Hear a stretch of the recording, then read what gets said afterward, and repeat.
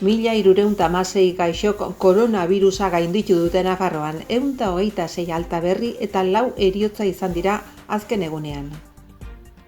Adinekoen egoitzetako 81 pertsonak koronavirusaren alta epidemiologikoa jaso dute Nafarroan.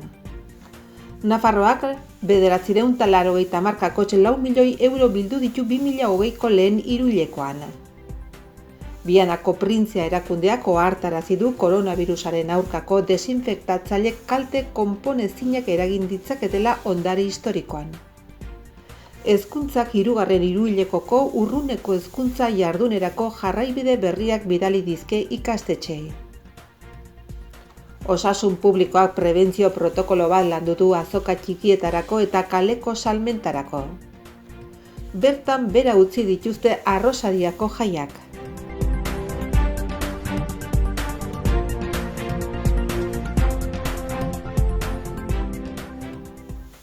Espainiako Gobernuko Osasun Ministerioak emandako datuen arabera, azken 24 ordutan gora egin du baieztatutako koronavirus kasuen kopuruak. 118 positibo gehiago baieztatu dituzte Nafarroan. Aintzineko egunean berriz 84 gehiago izan ziren. Hala ere, sendatukoen kopuruak ere nabarmen egin du gora. 126 jaso dute sendagiria eta aurreko egunean berriz 67. Ondorioz, bigarrenez sendatutakoen kopurua kutsatutakoena baino handiagoa da.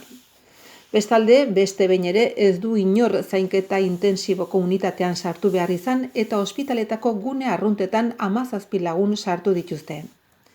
Azkenik 4 pertsona gehiago zendu dira eta dagoeneko 401 dira koronavirusarengatik hildakoak Nafarroan. Nafarroko osasun zentroetan egunez egun jasotako datuen arabera, Aion 11 kasu konfirmatu daude, Alsasun 20, Antzina Meskoasen 7, Ansoainen 51, Oizen 21, Arangurenen 80, Artaxoan 101, Auritzen 3, Azpilagainan 302, Barainainen 154, Berriozarren 71, Buñuelen 44, Burlatan 176, Bustintxurin 37, Karkastillon 12, Kaskanten 38, Aldezarra Zabalgune batean 84, Txandrean 155, Zintruenikon 131, Korellan 53, Donesteben 17, Elizondon 29, Ermitagainan 118, Lizarran 25, Etxarriaran azen 28. Uarten 89, Bigarren Zabalgunean 203, Irurtzunen 17, Turraman 120, Leitzan 2, Lesakan 7, Lodosan 32, Los Arcosen 3, Mendillorrin 74, Milagrosan 88, Noainen 82, Herriberrin 23, Orkoienen 30, Peraltan 40, Garesen 56, Arrotxapean 159, San Adrianen 88, Santuzelaien 87, San Juan Donibane auzoan 282, Zangotzan 84, Sarrigurenen 76, Tafallan 243, Tuteran 101 eta 81, Ultzaman 10, Salazar Baiaran 3, Baltierra Kadreitan 17, Bianan 10, Bilatuertan 7, Atarrabian 77 eta Zizurretxa bakoitzen 129. Koronavirusaren pandemia hasi zenetik Nafarroko adinekoen eta desgaituen egoitzetan hartu diren neurriak emaitza egonkorrak ematen hasi dira eta tentuz adierazi behar da zentroetan kutsatzeak geratzen hasi direla. Eskubide Sozialetako kontseilari Carmen Maeztuk prentsaurrekoan adierazi duenez. Naiz eta Maeztu kontseilariak datu hauen aurrean tentuz jokatzea aholkatu, azpimarratu behar da ia aste batez hirukoiztu direla alta epidemiologikoak egunean 27tik 81 eta duela 4 egunetik mantentzen direla positiboen kopuruak. Kasu positiborik eman ez duten zahar egoitzak gero eta gehiago dira une honetan. 158 eta ezin duen egoitzetako 167 ez dagoia kasu positiborik. Joera baikor honen arrazoia duela aste batzuetatik hartutako neurriak dira. Nafarroko adinekoen 71 zentroetan eta desgaituen 49 zentroetan neurri bereziak hartu dira. Horretan lanean dihardute. 13 lagunez osatutako lantalde batek. 4 tarteko baliabide egokitu behar izan dira, nora 180 pertsona eraman behar izan dira eta horrela egoitzetako koronavirus kasuak hobetu artatu osasun protokolo zehatzak aplikatuz. 120 zentroetatik 14 egoitzetan esku hartu behar izan du eskubide sozialetako departamentuak. Horrela, adierazi du maeztu kontseilariak, interbentzio mota honek ez du esan nahi zuzendaritza baztertzea baizik laguntza estua ematea egoera normalizatu arte. Sintomak dituztenen 100% egin zaio testa eta positiboa portzentaia 135%koa da. Adinekoen egoitzetan 5.835 egoilarretik 512 hil dira, hauetatik 182 koronavirusagatik konfirmatuta eta 181 sintomekin. Koronavirus kasu positiboetatik 846 egoitzetan bertan artatuak dira eta 55 ospitalean. Egoitzetako 489 langile daude bajan une honetan.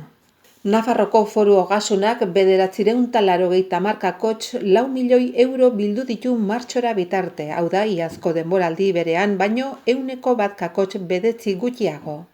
Jaitsiera hori gertatu da estatuarekiko zerga doikuntzen gaineko sarrerak urte arteko 13 kakotx 1 murrizketa izan dutelako.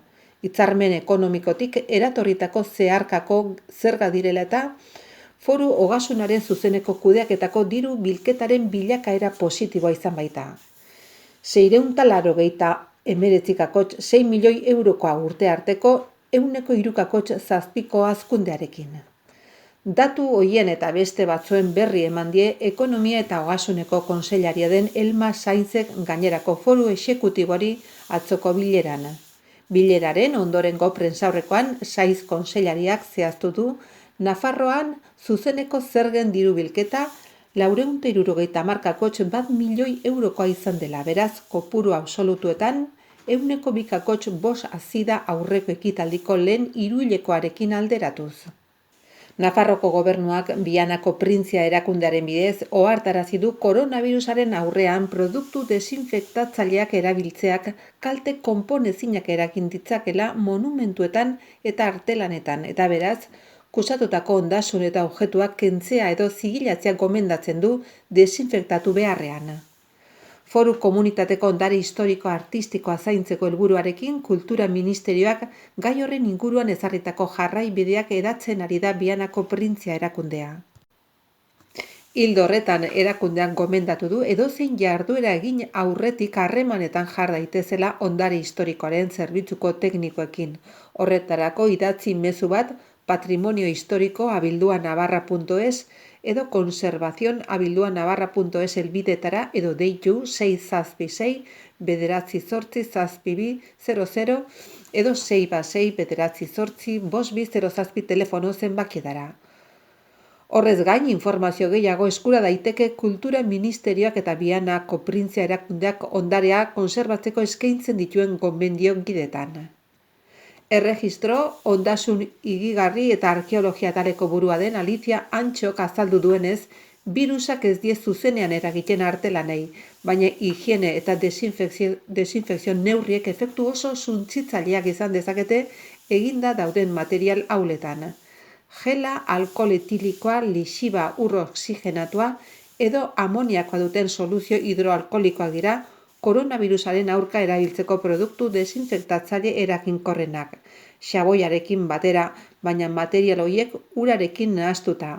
Botere disolbatzaile eta oxidatzaile altua dutenez, materialak, artelanak eta dokumentuak kalte ditzakete konpontzeko aukerari gabe azpimarratu du Antxok.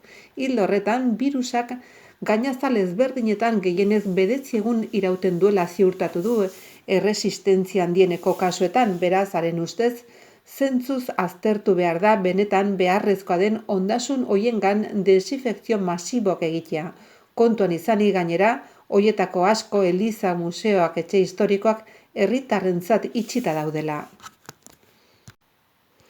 Eraikinen kanpoko aldeari dagokionean, Vianako Printzia erakundeak behin eta berriro azpimarratzen du oso kontu zibili behar dugula kaleak garbitzerakoan monumentuen hormak ez kaltetzeko. Izan ere, harriak, junturak eta adreiluak deskonposatu egin daitezke epe ertainean eta metalezko elementuak azkar erdoildu. Gauza bera aplika daiteke hiri altzarietako objektuei ala nola, pergolak, iturriak, lorontziak, eskulturak eta bar. Barrualdei dagokionez eraikina itxita badago, ez dago ezer egin beharrik, kutsatzeko arriskuan egon bada, birusak gainazaletan ez baitu aktibo jarraitzen 9 egun baino gehiagotan. Kutsatuta izatearen susmoa izanez gero, Bianako Printzia erakundeak gogorazten du zoladura eta lurzoru zaharrak ezin direla desinfektatzaileekin tratatu, beraz, espazio itxita eduki ezin bada, teknikariekin konsultatu behar da desinfektatzeko modurik egokiena aztertzearren. Lurzoru modernoak ura eta xaboiarekin garbi daitezke, baita ura eta lixiba tapoi batekin ere, erabat ziur bagaude, elementu zaharren gainera ez dela zipristenik eroriko. Putzuak egitea edo lurra bustita ustea saiestu behar da. Horrek ezetasuna maila areagotzen baitu eta materialek nozitzen baitute lizuna eta oksidazioak agertzeko aukera izatearekin batera. Azkenik, ondare irigarriari erreparatuta artelan bat, elementu historiko bat edo dokumento bat ezin da desinfektatu.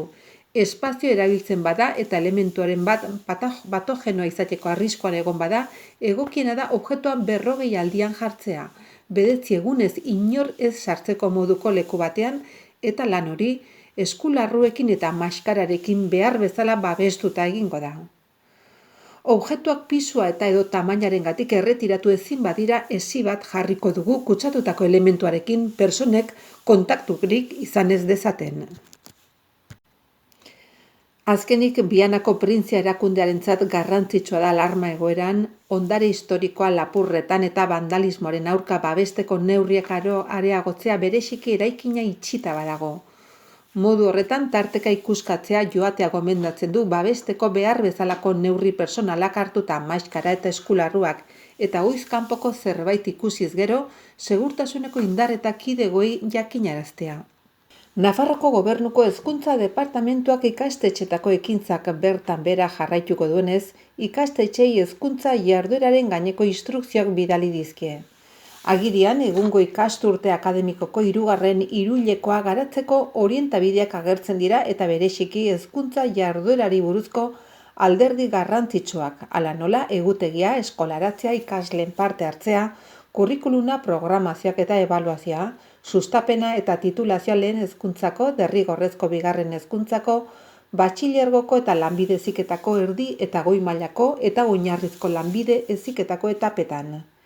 Ikasturtearen amaierako egutegiari dagokionean oro har 2019-2020 ikasturterako irakaskuntza ezberdinetako eskola egutegia eta ordutegi egiteko jarraibideak onartzen dituzten urteko ebazpenen arabera doituko da.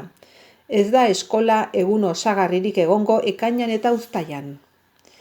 Ikasleen parte hartzeari dagokionez urruneko hezkuntza jardueran sartu ez den ikasle kopuru ahalik eta handienari sartzen laguntzeko bitartekoak erraistuko dizkio hezkuntza departamentuak. Jada ikasleen eskura jartzen ari dira ekipo informatikoak eta txartelak eta routerrak, konektibitatea erraisteko.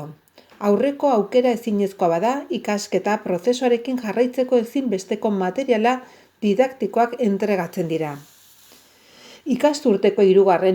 hiruhilekoko eskola jarduera urruneko modalitatean garatuko da, edo aurrez aurre, posible denean, osasun agintariek xedatutakoari jarraiki. Laguntza baliabideak antolatu eta egokituko dira, pertsonak eta denborak. Hezkuntza laguntzako premia espezifikoak dituzten ikasleentzat horrela behar duten ikaslei espezialisten laguntza ziurtatzearekin batera.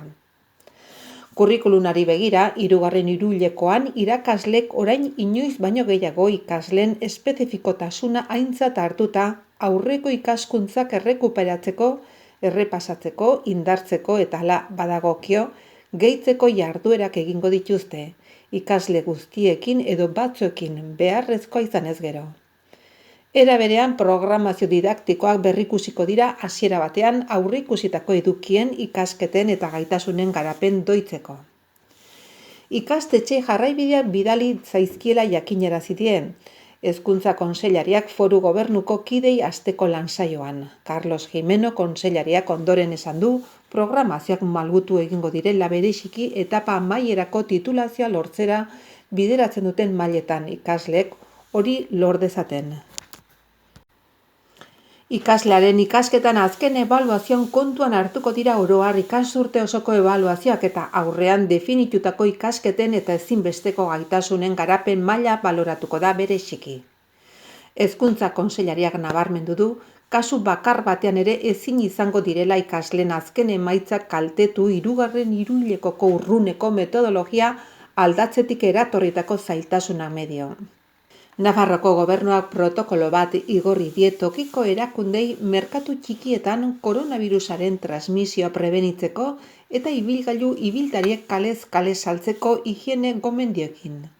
Toki administrazioko zuzendaritza nagusiak zenbait jarraibide bidali dizkie udalei eta kontsejoi kontuan hartu beharrekoak baimena ematen badute elikagaien eta nekazaritzako eta abeltzaintzako produktuen zuzeneko salmentarako merkatuak instalatzeko edota kalez kale saltzeko. Protokoloaren arabera azoka txikien kasuan postuen arteko gutxieneko distantzia 6 metrokoa izango da aurrez aurre eta 4 metrokoa alboen artean. Igarobide bat ezarriko da eta horrek markatuko du erosleen fluxua, sarrera eta irtera eremu banarekin. Debekatuta dago autozerbitzu moduan saltzea eta bezeroek salgai dauden produktuak ukitzea saihestuko da. Postuan saltzaileek 2 metroko distantzia gorde beharko dute, beraz, bereizketa fisikori posible ez bada, saltzaile bakarraren presentzia baimenduko da, bezeroarekiko 2 metroko distantzia mantendu beharko da gutxienez. Garbiketari eta bilketari dagokionez, sortutako hondakinak polsetan utzi beharko dira, garbiketarako eta zaborra biltzeko udal zerbitzuek horretarako jarritako edukiontzien barruan. Egun bakoitzaren ondoren, saltzaileek jardueran erabilitako altzariak, ekipamendu eta tresnak desinfektatu beharko dituzte. Ibilgailuek kalez kaleko salmenta egiten badute, etxez etxeko salmenta lehen etsiko da, eta ezinezkoa bada, bide publikoan pilaketak saihestea eta gutxi gorabehera 2 metroko segurtasun tarteak bermatzea gomendatzen da. Eskularruak, maskara eta gel desinfektatzailea dituen persona bakar batek banatu eta entregatuko ditu produktuak ibilgailu bakoitzeko. Bertan bera geratu dira Arrosadiako jaiak. Arrosadiako kultur koordinadorak oharra zabaldu du sare sozialetan erabakiaren berri emanez. Ekainaren 4tik 7 ziren ospatzekoak Iruñeko auzoko bestak. Koordinadorak ohar baten bidez zabaldu duenez arduraz jokatu nahi izan du eta bertan bera geratu dira auzoko jaiak.